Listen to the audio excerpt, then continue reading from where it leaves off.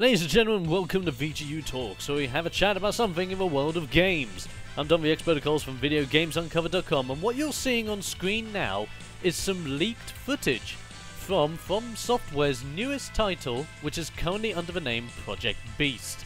Now, of course, it's a working title. We may expect this game to be fully shown off at E3 just in a few days' time.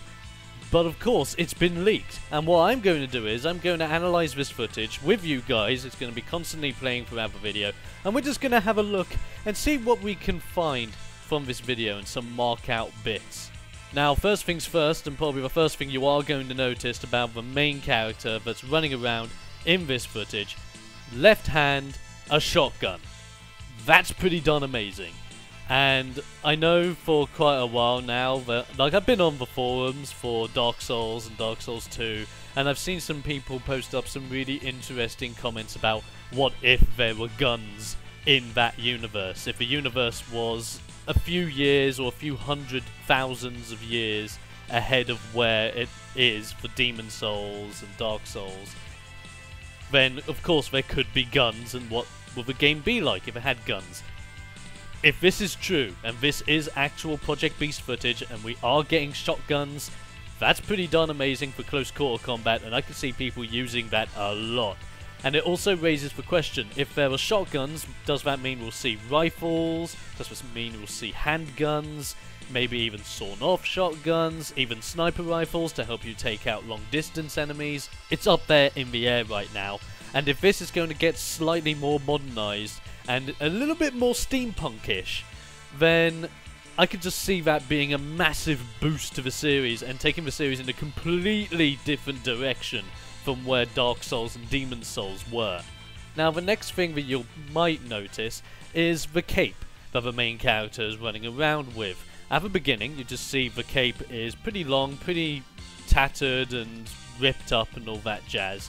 And as you see throughout the game, its effects are really well done, where he's running, jumping back, and you see that it's flailing around as you would expect a cape to flail, which is fantastic. But right at the end, as he's going down that massive room with what seems to be a boss right in front of him, his cape seems very grey, very worn, very damaged.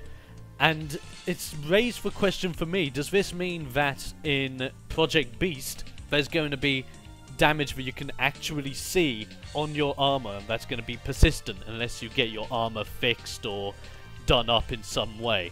That would be amazing, so that you can actually run around, and if you take damage, that damage stays on you until you get it sorted.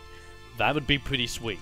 Another thing to have a look at here are the soul people. At least that's what I'm calling them, soul people. Now, as you can see, he goes through what seems to be the new mist gates. And if you have a look at the mist gates, they're in fact people attached to them. And I think that's where the souls in this new game are going to come into play here.